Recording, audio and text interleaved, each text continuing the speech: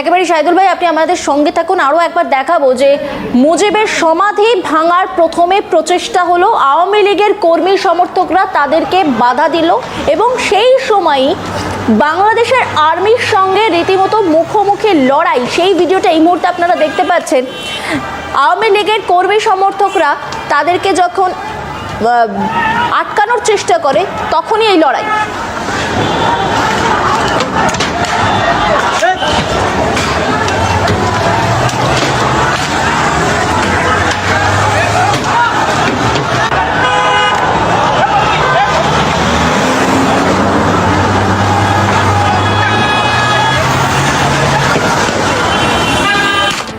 এর পরের পরিস্থিতি হচ্ছে সাধারণ মানুষকে সামলানোর জন্য বাংলাদেশের আর্মি নিশানা করছে সাধারণ মানুষকে, গুলি করছে।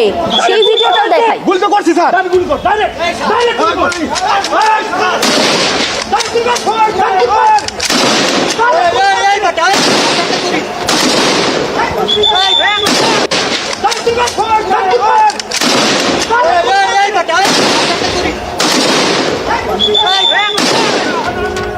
এটা একটি সেনার দায়িত্ব, ভাবতে পারছেন? বাংলাদেশের একটা গোটা দেশের সেনার দায়িত্ব। এবং এর পরের ছবিটা আরো ভয়ানক। সেখানকার এক ব্যক্তিকে তার গলায় পা দিয়ে, সেনার পায়ে ভারী বুট থাকে আমরা জানি, সেই পা দিয়ে তাকে মেরে ফেলা হচ্ছে। দেখুন।